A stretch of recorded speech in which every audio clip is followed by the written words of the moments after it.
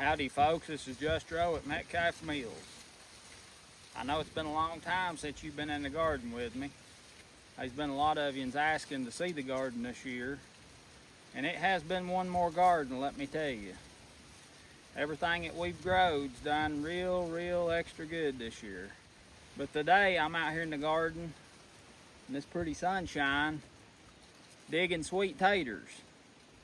It's gonna get real cold this next coming week. I say real cold. It's gonna be real cold after summer. It ain't gonna be too cold, not hardly freezing, but it's gonna be pretty chilly. So I just wanted to get as many sweet taters dug as I could before the frost gets here. Now these I'm standing here in right now is Nancy Hall's sweet taters. Now you can stick around to the end, don't quit on us, because I'm going to show you the harvest towards the end of this video. Now right through here is 3 rows of sweet taters right here. I really put them too close together, but so far they've done real good. I had a few that something eat on some of them. Some people call them voles, but I call them rats. In my opinion, they wouldn't ever but one mouse. That was Mickey Mouse, and all the rest of them's rats. And I got more sweet taters down here. Now these are Nancy Hall's variety, as I said a minute ago.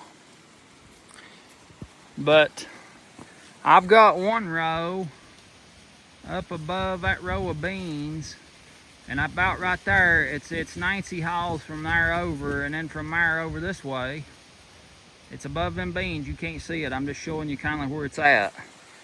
From there over, it's Georgia Jets. I had a feller that lives down in southeast Georgia. He's a customer of mine. He seen me on YouTube and called me, and he needed his big old Metter's corn mill, the rock sharpened in it. So I went down there.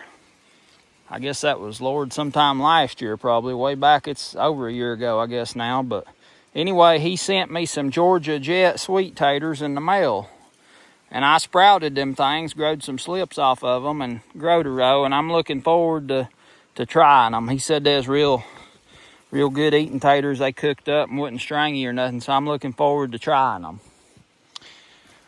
Now right over here, get up through here. Got an old bag there I need to pick up. You can see these taters, what they've done. They've come all the way. Let me get out of the sun here.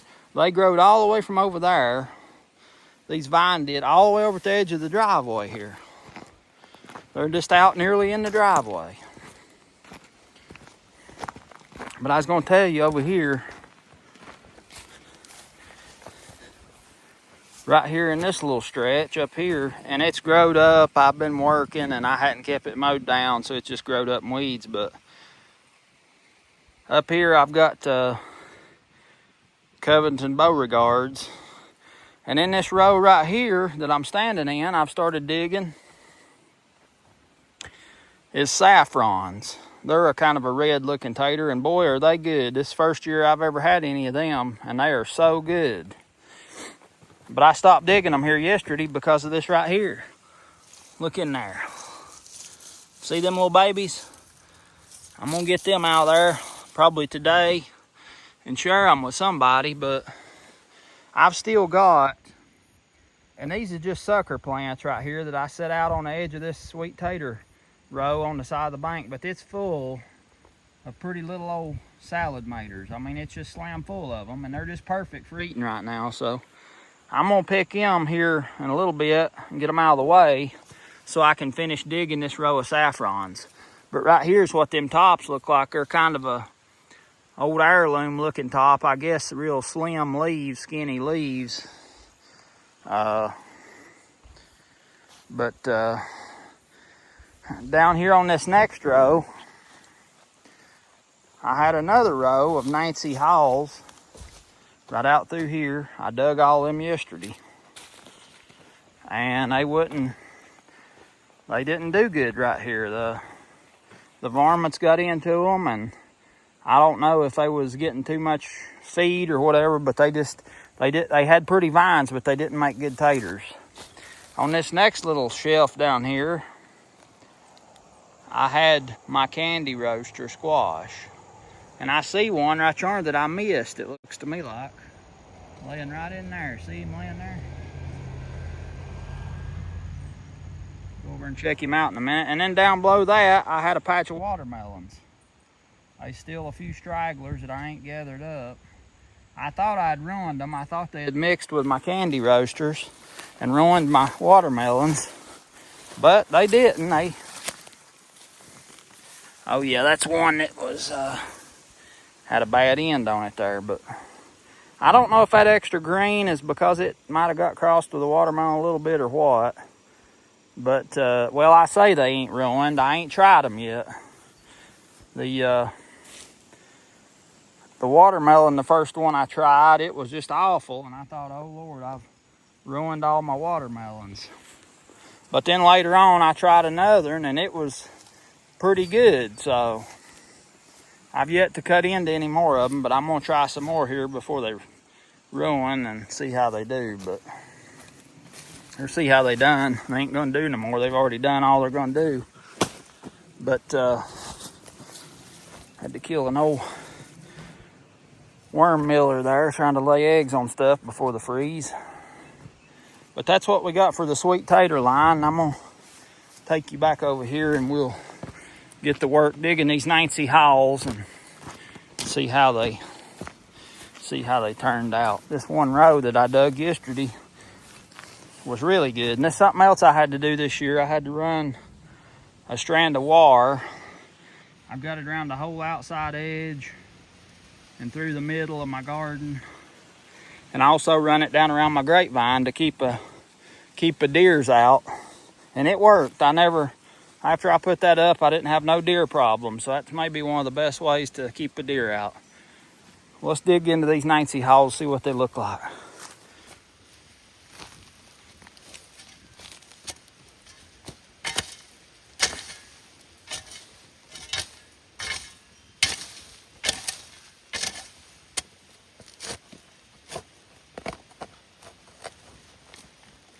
And when you're digging sweet taters, you can do it however you want to, but my suggestion is don't dig into the tater, dig beside of them.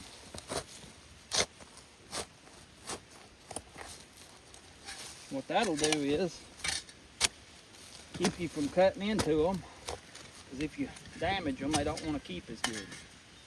So look at there, see? Kind of undermine them, so to speak. Now see, that's what the varmints do, chew into them like that. And this is right at the new moon, so I don't know if they'll keep good that way. But see, that there's had the side chewed on it. I'm hoping that they'll keep. Look what a big old sweet tater chewed right into the side of it. So.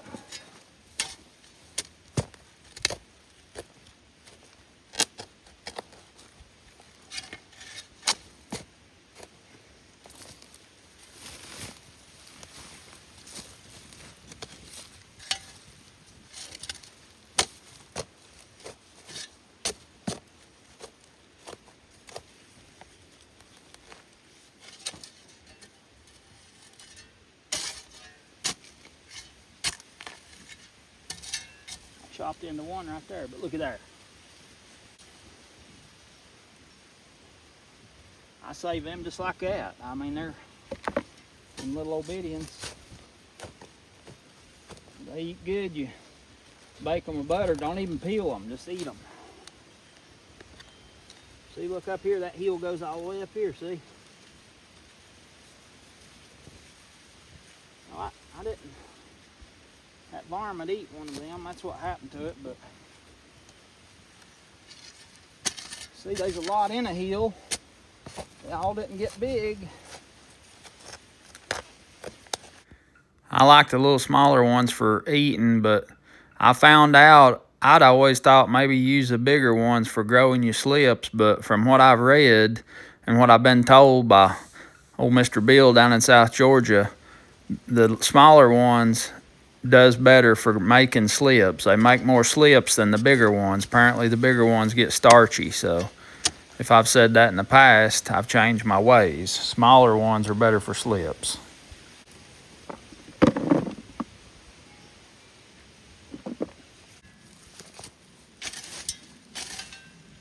Taters have always been a special crop to me. I love taters. You know, I am one of the only 2 original tater-tarians. The others, my old buddy Bo, he's really more the original tater-tarian than I am, because when I found out he didn't eat no meat, but he eat a lot of taters, I named him the tater-tarian. And then one day it just dawned on me, well, I was a tater-tarian too, but I do eat meat, so I'm a carnivorous tater-tarian. But sweet taters they've always been a special thing, to me anyway. It's kind of a treat, you know. You get a sweet tater at Thanksgiving or Christmas, it's just a real treat. But I tried to grow enough this year so we'd have plenty to eat on till next year this time when we're digging them. So my regular arse taters didn't do too good this year. Well, I say that, I ain't really dug into them, but the tops, I didn't like how the tops of them looked. Maybe they'll surprise me. The 2 early rows that I planted here in the garden to eat on, they done real good.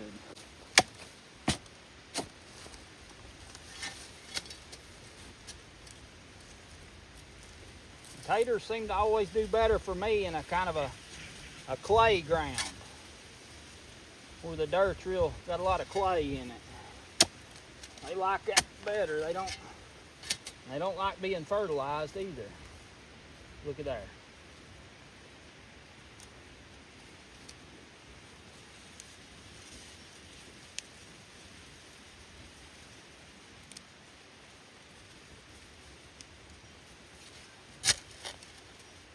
The sweet taters ain't only a delicacy here, they're a delicacy everywhere, in my book. Like I say, I like to bake the smaller ones, not the great old big ones, but Virginia loves sweet tater fries, so we may try some of these big ones with that. They've always told me if it frosts on your sweet taters, you need to mow the vines off before the sun hits them, because they say that frost will go in and go to the roots of them, and you don't want that. What I was saying about taters being a special crop, they always have been to me. The first memories of going to the garden that I got was with my mama. We went and dug some big old red sweet taters she had growing. And that was right down here on the hill. Right about where we was at down there. I was showing you them watermelons. Back at that time, that laid a little different there. That bank down below's been dug out. And it kind of took out the little flat garden spot that was there, but that's where it was at. There's one I broke in 2, cut in 2, I guess. Sometimes them roots, they go way down and out to the side, and you kind of do the best you can. Try not to cut them. See there? See there how pretty.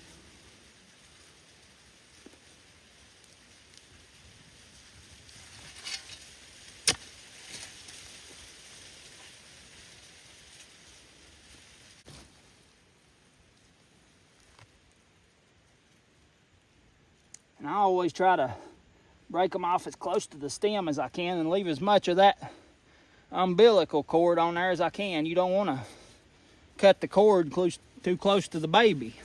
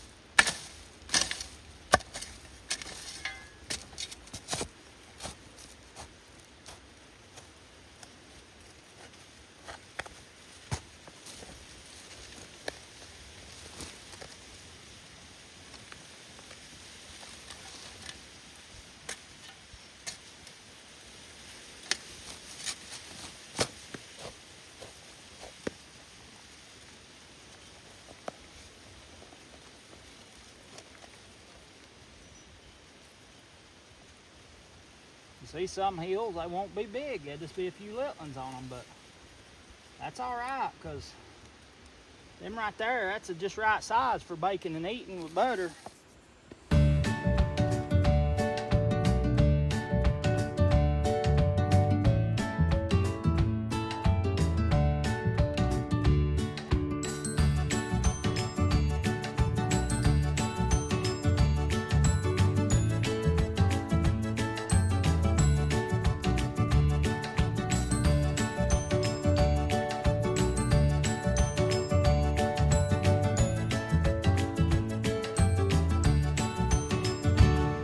We're done digging this one row. You can see how many we got here on the ground and in this bucket. Pretty good little dab of them. I'll show you how much this one row is and tell you how long it is when I get them picked up here.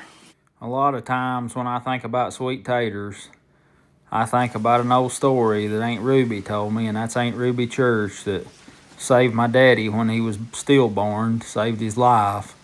She told me one time she had some people come. She lived back up in the holler up here, wasn't nobody around much, but she had some people come for trick-or-treating, and she didn't have nothing to give them but a sweet tater on the stove, so she give them a sweet tater to eat. I'll never forget that. So this row right here, about 24 foot long, and this is how many taters we got out of it. That's a pretty big, tall little bin here. Just guessing, I don't know, picking it up. I'd say they's probably 20 pound, maybe like a pound to the row foot, I guess, maybe, if they do decent and do good. But right now I'm gonna take them up here and put them in the root house where I'm gonna cure them out, and I'll show you how I'm gonna do that. I'm doing it different this year than I ever have, so we'll just cross our toes and hope for the best.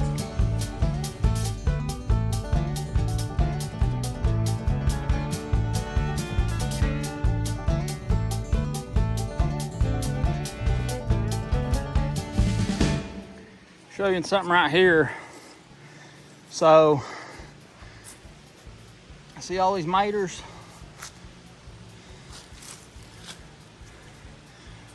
Now these was all growed from suckers. And I just dug up a little spot right here in the front yard in front of the house. And that's where I'm growing these things. But some of them ain't gonna make it because it's gonna be frosting here before long, but you can see how many's on there. I thought about maybe trying to cover them up. So we'll see. I may try to do that, but this is just right here in the front yard. I just dug up a little spot and went with it.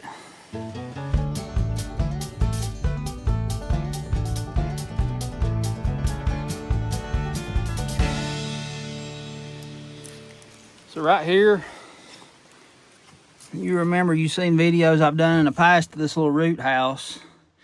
And I built some wooden bins in here for taters a few years back. They already rotted out.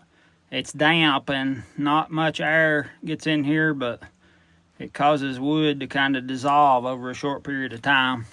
But anyway, I'm going to use this little room to, and it's sealed up there with foam and styrofoam, but I like to be able to control the airflow, and this door I've got allows for that. But I'm going to put a little heater in here because from my understanding, you need to keep the temp between 80 and 85 to perfectly cure these sweet taters. And I've got a few little some kind of little miller bugs here flying around, but I've been in here trying to get them out. I must have missed a couple of them. But anyway, they'll be on, them little miller bugs will be on the web, and they'll go all over the world. Everybody gets to see them. I guess I just made something out of them. They ain't no longer hiding up here on the side of Chestnut Mountain. But anyway, these sweet taters, from what I understand, what I've been able to find out, see, when my people cured sweet taters, they just put them out on the front porch and just let them cure on the front porch, you know, for 2 or 3 weeks or something. Here's our arch taters. See how good they done? And I've got another part of a row down there in the garden. That's the ones that we planted early in our garden down here to eat on. We had that many left so far, plus another half a row in the garden. But I got our big tater patch down the road, and like I say, the tops didn't get too big on them. It's kind of spindly looking, so I don't know how they're going to do. Old Bear's checking out the sweet taters. He'll wait till we cook them before he'll want one. But anyway, let me tell you one more time in case you missed it. From what I've heard, you keep these sweet taters between 80 and 85 degrees for about 2 weeks to perfectly cure them. That's when the sugar is supposed to really mesmerize in them. And you got to keep a high humidity too. You got to keep it humid. Now that's one thing I'll say. Look at them babies. That's them Nancy Halls right there. And I save down to the little old carrot-sized ones. Because right down here, I got them in this bin. And then here's some, them saffrons right here. Them saffrons. This over here is saffrons. You know, and I put the biggest ones in the basement. I don't worry about trying to cure them for sugar. I don't think that'd matter in the final tater, because I think all that happens afterwards, but might ought to be a project to try and see if it makes a difference in the taste. But this is more of the Georgia Jets right here. This is the Georgia Jets that my buddy down in Georgia sent me.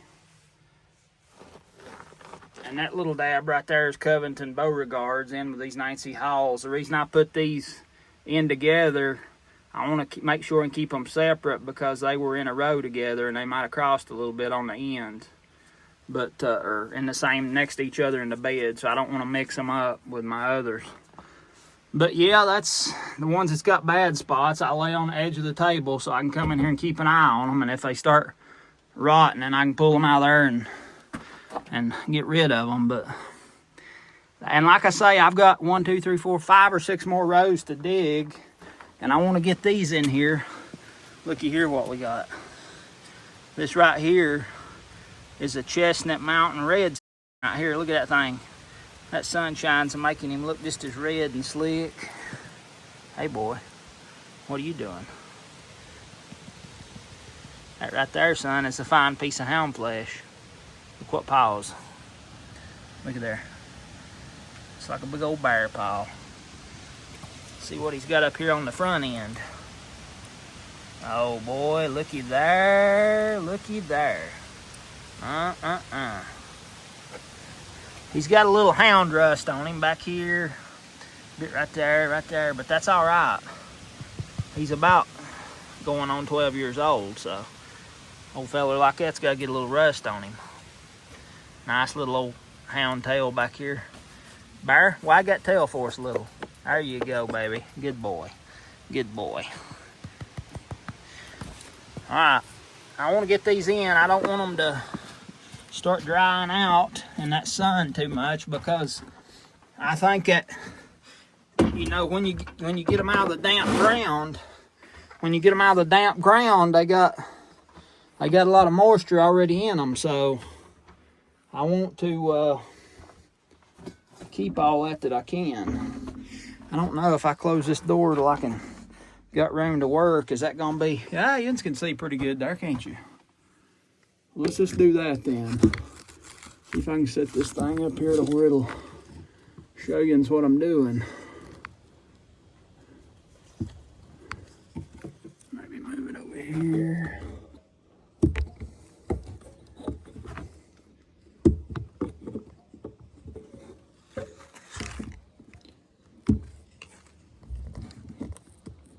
Get my little hanger fixed.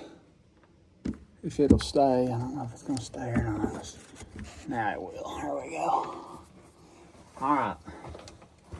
I hope you can see, because I can't see the screen there to edit my work, but I'm just gonna place these out right here on this table. And what I was gonna do was put a little old heater in here, like a little electric heater, just to keep the temp as close as I can, between 80 and 85 degrees.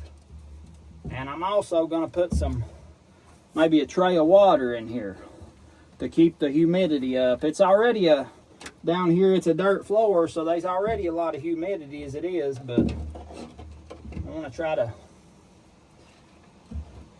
keep that humidity up as best as I can. But I don't know no details. I'm trying to keep these things spaced out so they won't be really touching each other that much. I don't know if that would make a difference. It might find the answer to that on the worldwide know-it-all, maybe. But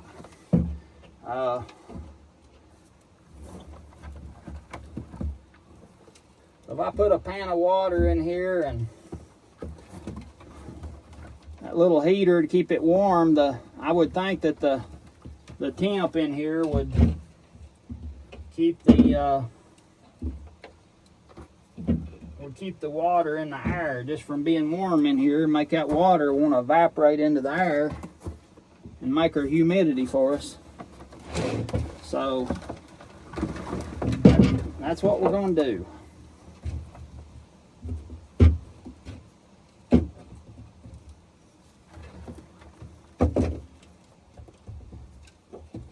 There's a few of these probably big enough just to use for. There's one that got a chunk out of it, so I'm going to put it out here on the front end.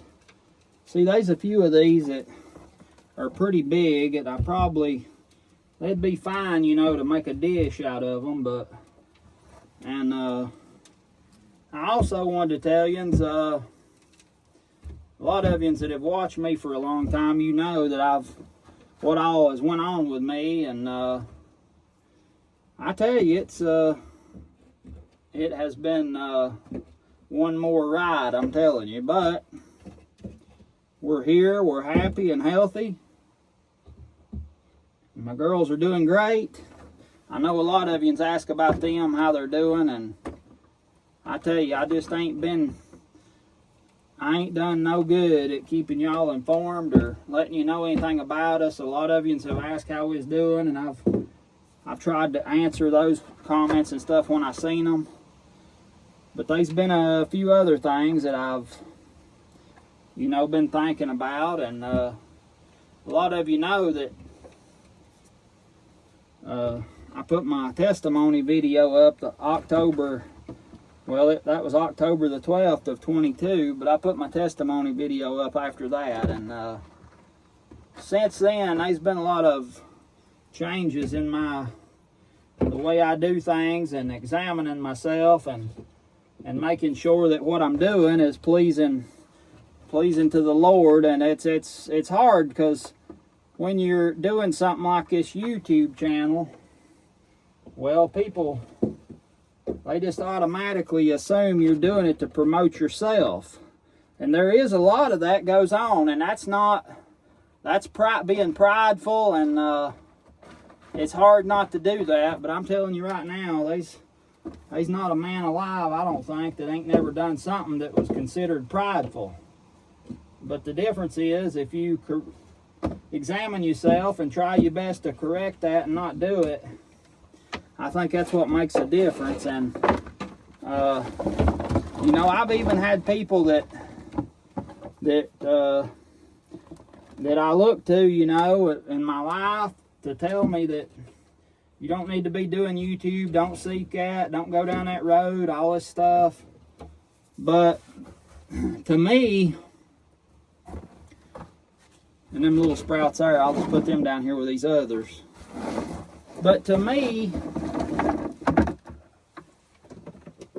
when I got so many of you people out there that say, send me messages, emails, and phone calls Just Row, we love you and we miss you and we're praying for you.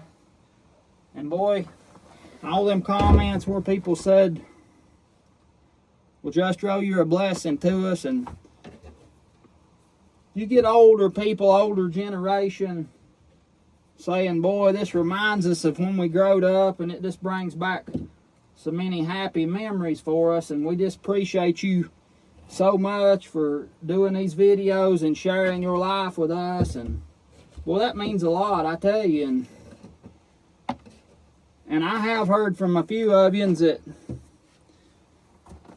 ain't even hardly able to get out of the house, and you tell me that you watch my videos and it's a blessing to you, and you can't really do nothing, but that helps you take up your time, you know. It's I know you get lonesome and stuff and don't have a lot of company, and until the Lord convicts my heart that I'm doing something wrong and tells me that to stop doing this, I'm not going to stop doing it. I don't care who has an opinion about it or thinks that I shouldn't do it or anything else.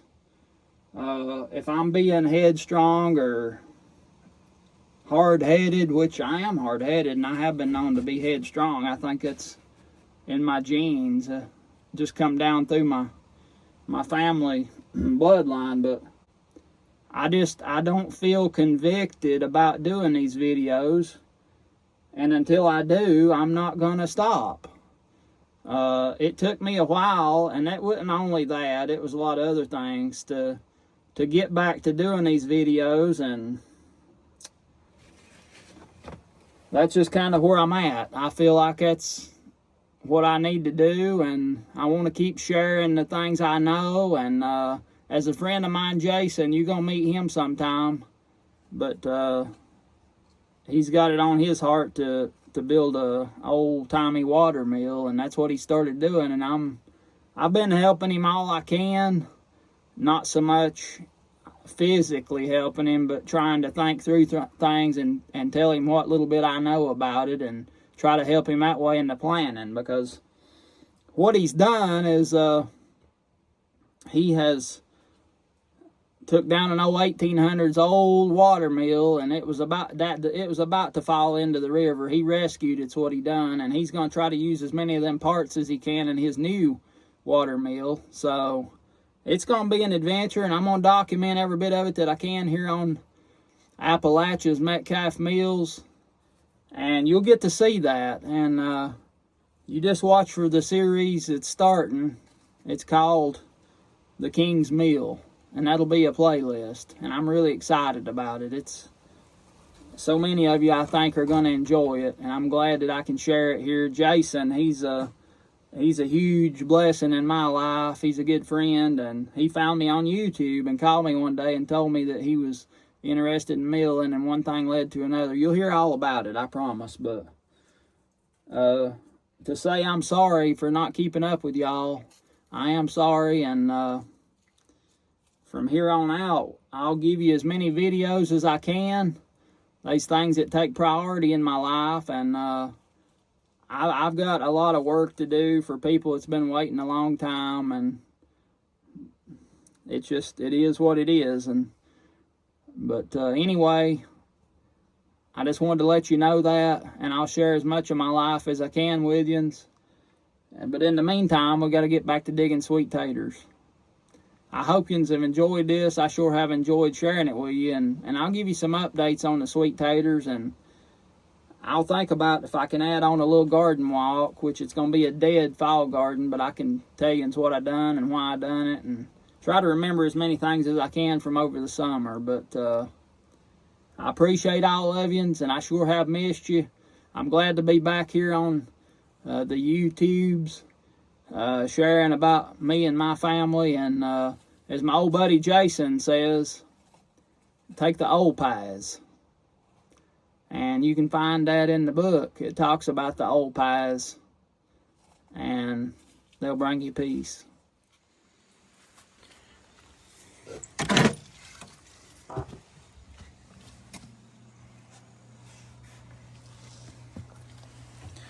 Now you talk about a smell There's a smell and a half when it comes to curing sweet taters. They smell so good.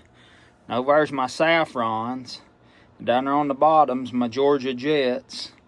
That's Georgia Jets right there on that shelf.